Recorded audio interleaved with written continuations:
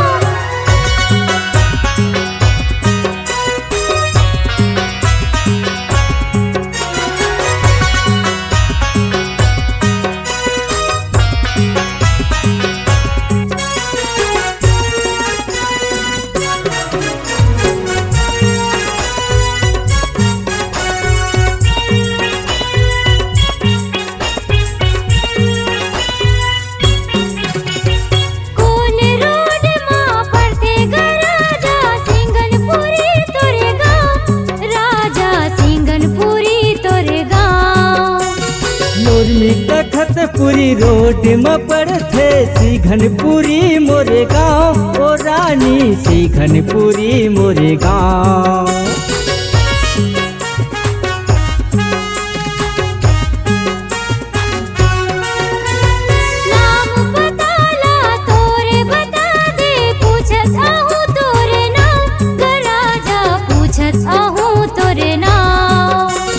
नाम पता मोरे पूछत आवे मिला कू राम नाम ओ रानी मिला कू राम नाम।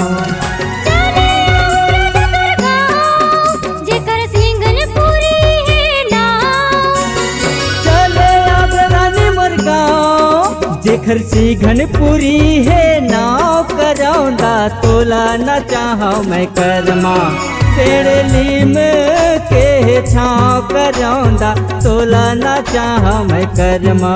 पेड़ली माँ के छाँव जहुरिया मोला न चाहे ते करमा।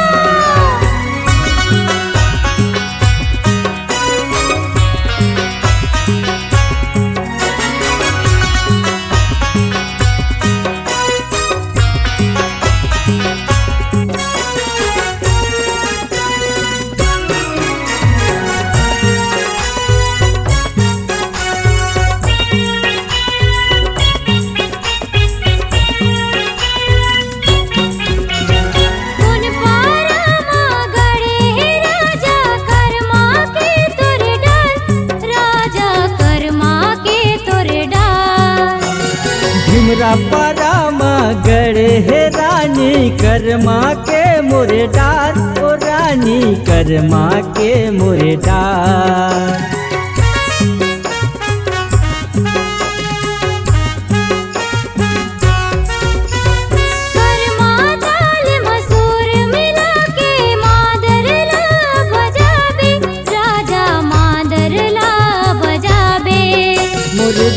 हम पैहा जोर के रानी करमता दरिया गावे रानी कनिहाला मटकावे।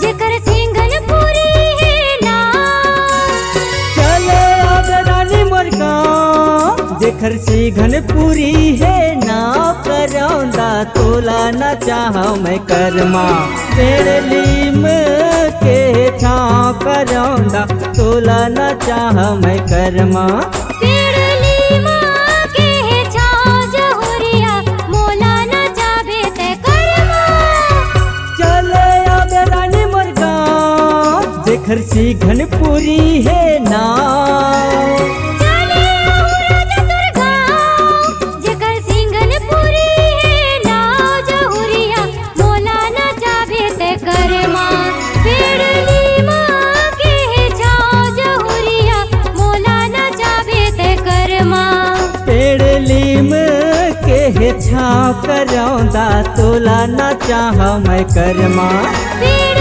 लीमा के छाँव जहुरिया मोला न चाबे ते कर्मा हाँ हाँ तोला न चाह मैं कर्मा मोला न चाबे ते कर्मा तोला न चाह मैं कर्मा।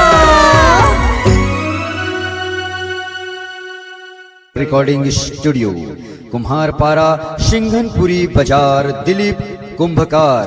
मोबाइल नंबर है 7772941137।